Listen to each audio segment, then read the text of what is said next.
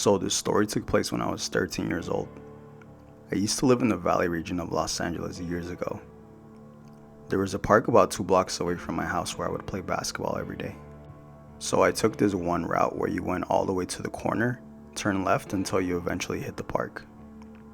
I remember encountering this guy who was maybe 10 years older than me. He never told me his name. Right off the bat, this guy seemed a little weird. Maybe he suffered from something mentally. He would always stop me and say, "Hey, what's up, kid?" and always ask to dribble my basketball. I was very uncomfortable with him, so I would kind of let him for a second and then say I gotta go. Most of the time he wouldn't really talk. He would just look at me with his shocked facial expression as his normal way of looking at me, which I gotta admit was very unsettling and took some time to get used to. The most disturbing thing about this guy was that he would always just stare at me. Like literally just stare at me. You kind of get the vibe that he would just strangle you by the neck when nobody's watching, drag you and kill you. Yeah, that's the type of vibe this dude gave off. Luckily, I knew how to fight very well as I was also into fighting sports, so defending myself wasn't a problem. It was more the on edge sensation I would get, as I would never want to hit a disabled person no matter what. But this guy was so weird. He would always mock me and pick on me, and I couldn't do much about it. A few weeks later, things started getting creepier. He would always stop me and just start wanting to touch me, like my back, my shoulders, my face. This freak went as far as to bear hug me, which I was not okay with. He was at least 80 pounds heavier than me. He was literally hurting me pretty bad and I couldn't breathe. I made him let me go and I screamed at him to never touch me again or I would badly hurt him. He gave me the same shocked face expression. Only this time, I feel like he really did want to kill me. I immediately left and went to the park. From that moment on, I always take the alley shortcut instead of the corner route to the park and back home. Fast forward a few months/years went by. Never saw his face again, and I was so relieved my life can go back to normal now. I even started taking the corner routes again just to confirm I never did see him again. So I wish the story would end there, but unfortunately it doesn't. Fast forward about 12 years later. At this moment I was now about 25 years old and had moved far away. Maybe about 2 hours from that original location. Far away from my old life before. I began working the night shifts at a grocery store which is nearby my house. One Tuesday night I was minding my own business doing my work, and suddenly I feel someone staring at me. I turned to my left and my heart sank to my balls. The same creep from 12 years ago. He was there, just standing, staring at me with that shocked expression. Adrenaline rushed through my blood and I was officially in a fight or flight mode. Yes, even at work. Me? I always choose fight and I was ready for whatever. Even though I knew he wouldn't do anything in public like that. I quickly went to the back warehouse and took 5 minutes off to reassess my mental state. My adrenaline instantly turned into anxiety. How did he get here? How did he find me? What does he want from me? My anxious mind just racing with 100,000 possible worst case scenarios of what could happen.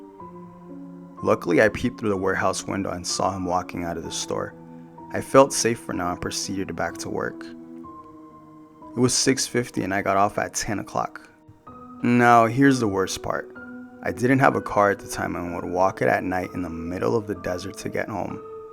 I only lived 4 huge blocks away, so it wasn't too bad, maybe about a mile or so. Later on as my shift ended, I began walking back home for the night. I would be lying if I said I wasn't paranoid that night. I'm walking home, keeping an eye all around me to assure this creep wasn't following me home.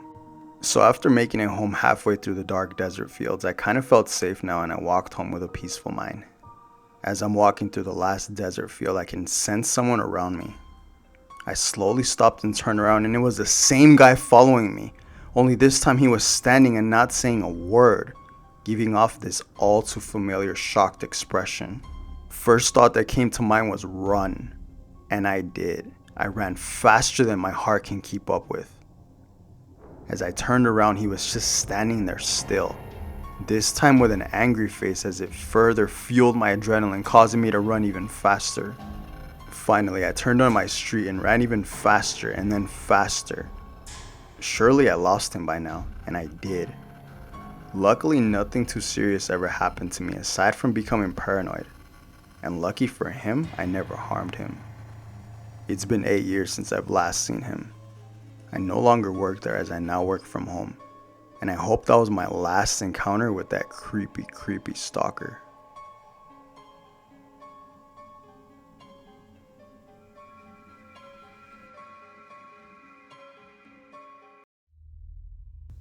Part of the reason of why I'm sending this story out is to serve as a reminder to everyone that no matter where you live, potential danger is always present. I hope it helps listeners raise awareness to their surroundings as well. So here's my story. I'm a single father of 3 girls. We live in a small and what most would consider wealthy town. Part of the reason why I chose to live here is because of the peace and quiet you feel living here. Nothing bad ever happens. However, that beautiful feeling is long gone. This incident, or series of incidents, took place in 2002. My daughters were in 4th, 8th, and kindergarten. I want to focus on my 4th grader here. I always would pick them up from school and take them there every day. However, on this one specific day, I was out of town on a work-related task, so I had my mom take care of the girls. We lived in the heart of town, so luckily for me, the schools were all walking distance from our house. I told my mom to just pick up the smallest one as she got out earlier than the others did, and the others 2 can walk home with no problem. As my 4th grader was walking home, she said she noticed a man following her at a distance. 5 minutes later, the man was still following her. She immediately grew uncomfortable for obvious reasons and began to run home screaming. The man quickly disappeared. As soon as she got home, she told nobody about this and just brushed it off. 2 days later, the same situation occurs. Only this time, by surprise, the man manages to grab her and ask her if she wanted to go home and play with his daughter, that he would buy them pizza and ice cream and care for them. This is where my girl screams and causes a scene.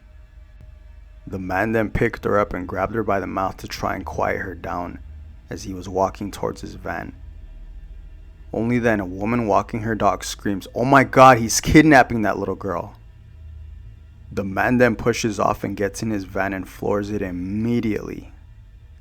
The woman hugs my daughter and asks her to take her home and had a talk with my mom about it. According to the witnesses, he was tall, skinny, with long hair up to his waist and in his 50s. By this time, I was aware of the situation and had requested to leave work early to come home and prevent this from happening again. This story made it to the local newspapers as a warning to all parents in the area. A few months went by and nothing had happened anymore, but I'm still not letting my guard down and remain driving my girls to school and picking them up. About 1 year later, we saw in the news 2 little girls gone missing from a couple towns away from us. And again, my paranoia got the best of me. The local news report managed to get a sketch on the potential suspect, and it matched the skinny, long-haired SOB from before. I had to report this to local authorities just to document the event. Another 4 months go by and nothing. However, on the 5th month, one of the best things that could have ever happened. It's so ironic how things work out at times, right?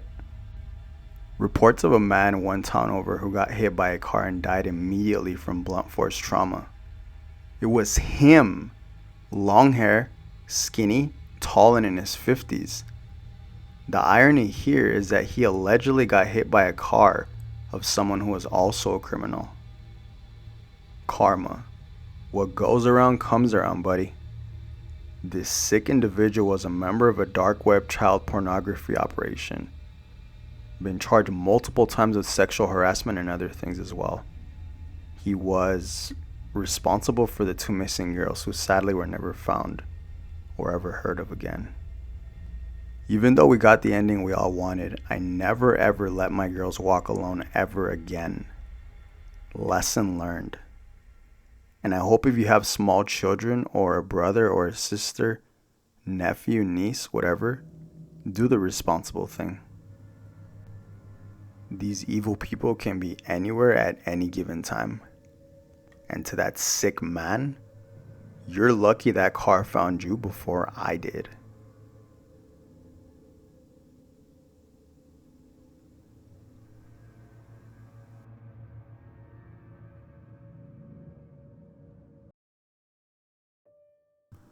I'm currently 21 years of age living with my adopted family. The reason I'm saying that is because it's a part of my story I'm about to share. Let me take you back to that time when I was 7 years old. I lived with my real mom and her crazy boyfriend at the time. My biological dad was non-existent in my life as he left my mom as soon as he found out she was pregnant with me. Living with my mom and her boyfriend was very scary and depressing. They would routinely argue and it would always end up in physical violence that still scars me to this very day. I mean, I've seen it all, from her getting punched in the face, slammed to the floor, and I'll stop right there. Add the fact that my mom was suicidal. They were both on drugs, both drinking heavily, and both full of their own ego. And the guy was involved in some very dangerous activities too. And to top things off, he hated me and treated me like a dog. He had no care or sympathy for me or my mom. And as a 7-year-old living in fear, paranoia, and danger of what would come next, I was robbed off my childhood. Enough of my therapeutic venting, onto the story.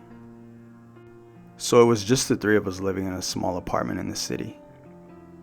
One night my mom was having one of her suicidal episodes and it really traumatized me. I cried and begged her to stop as my innocent tears would always snap her out of it and always back to hugging me. She called my aunt to come pick me up as her boyfriend was soon coming home and something bad was about to happen. I knew it. I just knew something bad was going to happen. I remember looking up at her face and she shed a tear and told me that she would always love me and that I meant the world to her. "Where are you going, Mom?" I said.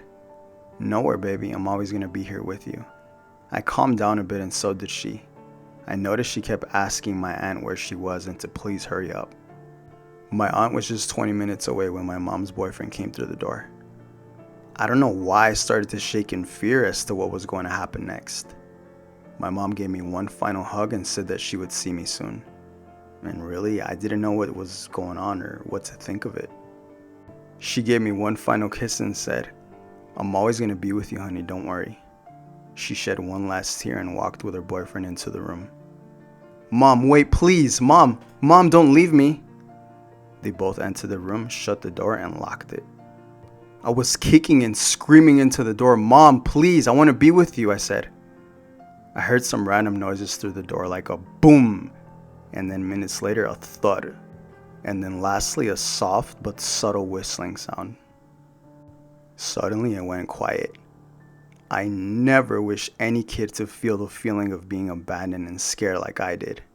I kept kicking the door and kept begging my mom to please open the door, so much so that the neighbors heard all the commotion. After crying my voice away for probably 20 minutes, I heard knocking at the door. It was the police and I ran straight to the door quickly immediately as they busted through. There was about 6 officers that came in alongside my aunt. My aunt immediately ran to hug me as the cops asked where my mom was, and I pointed to the room. 2 cops escorted my aunt and I to the car as we drove away for safety measures. My aunt called my mom's phone 2 hours later and detectives answered. Obviously, my aunt never told me anything, but what had actually happened was both my mom and her boyfriend were found dead. I guess he shot her in the forehead shortly after he hung himself. And eventually later on I found out the truth, and it did cause a lot of harm to me. I didn't grow up like normal kids did. My aunt was all I had left, and 10 years later I lost her too. I went through the system for a little bit until eventually being adopted by my current family, to which I am so grateful for. They are slowly helping me heal and forget about what I went through. I hope nobody, especially no kid, teen, or adolescent, has to experience having deadbeats for parents.